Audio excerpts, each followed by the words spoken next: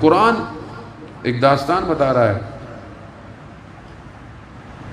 کہ جیسے مثال کے طور ہم کہیں پہنچتے ہیں، یہاں سے سفر کر کر کہیں پہنچیں اور کسی جگہ پہنچیں، زیارت پہ جائیں، انسان جاتا ہے تھکا ہوا، ہوٹل میں بیٹھتا ہے، ایک دوسرے سے حال احوال پوچھتا ہے۔ قرآن ایسی ہی داستان ملتی جلتی کچھ 8-10 آیتیں ہیں، اس کے اندر قرآن جو ہے وہ بیان کر رہا ہے۔ سورہ صافات ہے غالباً، اور آیت نمبر 60 سے لے کے آنورڈ ہے، یا 7-8 یا 11 آیات ہیں، اس پہ یہ داستان بتا رہا ہے کہ جب یہ سب سفر سے یعنی سارے مراحل سے طے کر جب یہ جنت پہنچیں گے، انشاءاللہ کہ ہم سب جنت پہنچیں گے، جب یہ جنت پہنچیں گے تو یہ ایک دوسرے کے سامنے تختوں پر بیٹھے ہوں گے، آمنے سامنے کہہ رہا ہے کہ یہ مت مقابل تختوں بیٹھے ہوں گے، تو یہ ایک دوسرے سے احوال پوچھیں گے۔ ان میں سے ایک پوچھے گا وہ میرا ایک ہم نشین تھا دنیا میں، وہ کہاں ہے؟ علماء اس کو اور تفسیر کر کے بولتے ہیں کہ تفسیر کے ذریعے میں کہ یہ پوچھیں گے کہ وہ میرے ساتھ تھا، وہ کہاں ہے؟ تو کچھ کہیں گے کہ قرآن ڈائریکٹ چلا گیا ہے، آیت جو ہے وہ ڈائریکٹ چلی گئی ہے کہ وہ اسے آواز آئے گی، کہا جائے گی کہ کیا تمہیں دکھائیں اس کو؟ تو بولے گا ہاں، تو کہا پھر اس کو جہنم دکھائی جائے گی۔ ہم نشین تھا، ساتھ اٹھتا بیٹھتا تھا، کہاں ہے وہ؟ جیسے آپ بھی کسی کے ساتھ اٹھتے بیٹھتے ہو، سفر کرتے ہو، تو آپ کو پتہ چلے تو آپ بولیں گے یار وہ کہاں، اس کو دیکھ ہم نے کبھی، بولیں گے کہ وہاں قرآن کہہ رہا ہے کہ اس کو بولیں گے کہ تمہیں دکھائیں اس کو، کہ اس کو جنت سے جہنم دکھائی جائے گی، اور جہنم میں وہ ہوگا، اس کو دیکھے گا، اور پھر یہ جنت والا اسے کہے گا کہ خدا نے مجھ پر کرم کیا، میں تمہاری باتوں میں نہیں آیا، ورنہ تو میں آج برباد ہو چکا ہوتا۔ ایسی ہے دنیا کیا کر رہی ہے، خود شیطان کیا بولتا ہے؟ شیطان بولتا ہے کہ میں وسوسے کرنا ہے، گھمانا ہے، جب وہاں کھڑا ہوگا کہ میں نے تھوڑی گھمایا تھا تمہیں، میں نے تھوڑی گمراہ کیا تھا، میں نے تمہیں صرف مشورہ دیا تھا، تم خود آئے ہو۔ اور یہ بڑے بڑے جو شیطان کے پیچھے کرنے والے ہیں، جب یہ وہاں جا کے شیطان کو دیکھیں گے تو بولا کہ میں نے تھوڑی تمہیں گھمایا۔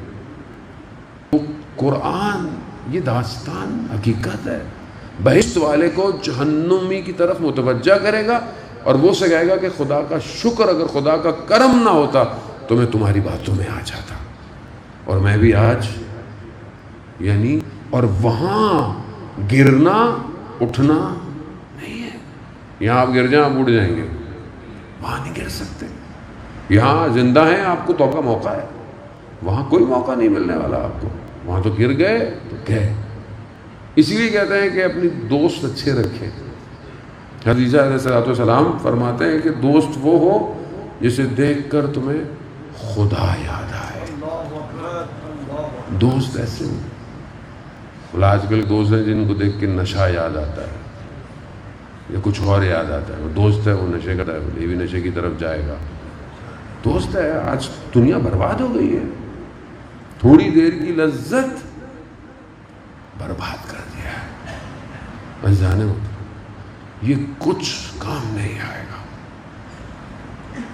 وہاں معاملہ بہت سخت ہے، لیکن جسے خدا چاہے دنیا میں ایک ذرا سی چمک سے بھی ہدایت دے دیتا ہے۔ عالم دین تھے، نجف گئے زیارت پہ، چند دن ہو گئے تھے، مولا کے حرم میں کہا مولا مجھے کوئی شخص ایسا نہیں مل رہا، کوئی ایسا ہم نشین نہیں مل رہا جس سے میں دل کی بات کہوں، چند دن ہو گئے ہیں، صرف آپ ہیں اور میں ہوں، بس میں آپ سے باتیں کرتا ہوں، مجھے کوئی اور مل نہیں رہا۔ یہ کہتے کہتے کہتے میں نکلا بازار، وہاں سے یزد والوں کا مدرسہ تھا، اس مدرسے کے اندر داخل ہوا اور میں بینچ پہ بیٹھ گیا، ایسی جو کرسی پڑی ہوئی تھی، تو میں نے دیکھا کہ ایک نورانی چہرہ حجرے سے باہر آیا، اس نے اذان دی اور اس کے بعد دوبارہ وہ واپس چلا گیا۔ اتنی دل نشین آواز تھی۔ پھر میں نے دل میں کہا پروردگار اتنے دنوں بعد کوئی ایک نورانی چہرہ دکھایا، اس نے بھی میری طرف توجہ نہیں کی۔ جیسے ہی میں نے یہ سوچا، حجرے کا دروازہ پھر کھلا، اس شیخ نے مجھے بولا اوپر آ جاؤ۔ میں اوپر گیا، میں اس سے دیکھتا رہا، وہ مجھے دیکھتے رہے، گلے لگ کر ہم نے کیا کوئی بات نہیں کی، اور اس کے بعد میں نکل آیا۔ وہ شخص کون ہے؟ وہ آیت اللہ طالقانی ہے، طالقان کہتے ہیں۔ علامہ تقی جعفری جو بہت بڑے فلسفر مشہد مقدس میں دفن ہے، وہ کہتے ہیں میں نے اسفار جو ملا صدرہ کی کتاب تھی فلسفی کی، میں نے آیت اللہ طالقانی سے پڑھی تھی، اور محرم میں 2 دن باقی تھے، جب میں ایک دن کیا تو اب درس ورس نہیں ہوگا، میں نے کہا کہ کیوں؟ کہا بس ختم ہو گیا۔ میں نے کہا ابھی تو 2 دن باقی ہیں محرم میں، لیکن مجھے نہیں پتا تھا، تو میں سمجھ گیا کہ کوئی معاملہ کچھ اور ہے، اور ان کو اپنے جانے کا وقت پتہ ہے کہ یہ کب جانے والے ہیں۔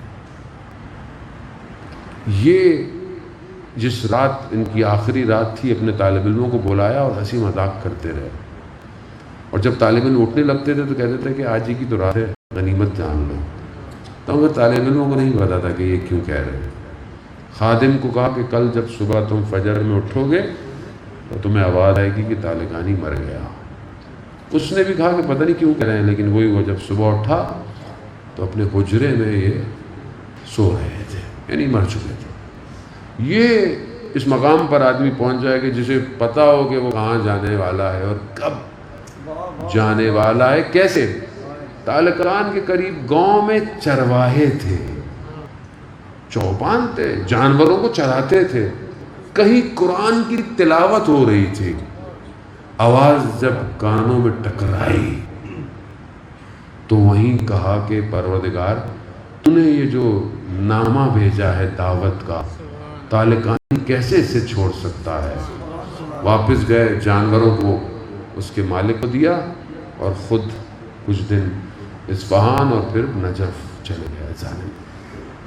یہ رشد کا دعوت نامہ، یہ ایک تلنگو، یہ ایک بیداری، یہ سب کی زندگی میں آتی ہے۔ ہم اپنی زندگی میں ڈھونڈیں کہ آئی تھی یہ چلی گئی یا پھر آئے گی، سب کی زندگی میں ہے یہ۔ خدا اپنی مخلوق سے محبت کرتا ہے، خدا نہیں چاہتا اس کی مخلوق جہنم کی آگ میں جلے۔ کیوں؟ پروردگار اگر تمہیں جہنم میں ڈالنا تو میں بنایا کیوں؟ کہا میں جہنم میں نہیں ڈالتا، تم خود اپنی جہنم بناتے ہو۔ ہم جو کر رہے ہیں یہ سب وہاں جا رہا ہے۔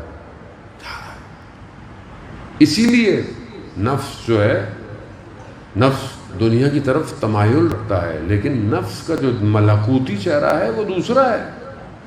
نفس راقب ہے، یہ بدن کے اوپر سوار ہوا ہے، بدن اس کو لے کے ابھی چل رہا ہے۔ آیت اللہ قاضی طباطبائی جب پہلی دفعہ زیارتوں پہ گئے تو دیکھا وہ جو کاروان والا تھا ان کا جو بھی تھا، اس زمانے میں گاڑیاں نہیں ہوتی تھیں، گھوڑے اونٹ ہوتے تھے، تو جس بھی مہمان سرا پہ پہنچتے تھے یہ کاروان والا سب سے پہلے جانوروں کو کھانے کھلاتا تھا، ان کا خیال رکھتا۔ ایک دن لوگوں نے اسے بولا کہ تم ہمیں چھوڑ کر جہاں بھی پہنچتے ہو سب سے پہلے تم ان کو خیال رکھتے ہو، پانی دیتے ہو، چارہ دیتے ہو۔ تو اس نے کیا کہا؟ اس نے بولا کہ یہ راکب ہے، اگر یہ صحیح نہ ہو تو تم منزل پہ نہیں پہنچ سکتے۔ تو آیت اللہ قاضی کہتے ہیں کہ مجھے ایک نور چمکا کہ یہ بدن راکب ہے روح کا، اسے سالم ہونا ضروری ہے، ورنہ روح کمال پہ نہیں پہنچ پائے گی۔ کیوں؟ ظاہری بدن ہے، بولا خیال رکھو، صاف رکھو، نجاست سے دور رہو، حرام سے دور رہو۔ حرام لقمہ روح پر کیسے اثر کرتا ہے؟ تو کر جاتا تو بدن میں نہیں، راکب خراب ہو گیا، روح نہیں پہنچ پائے گی۔ عزیزان محترم، ہمیں اگر رشد کرنا ہے تو ہمیں دونوں کا خیال رکھنا ہے۔ میں نے کل بھی آپ کی خدمت میں عرض کیا کہ سرمایہ ہے یہ، اس سرمایہ کو آپ جیسے دل چاہے جہاں دل چاہے استعمال کریں۔ اللہ نے آپ کو شہرت دی ہے، سرمایہ ہے، ڈیزگنیشن دیا ہے، سرمایہ ہے، پوسٹ دی ہے، سرمایہ ہے یہ۔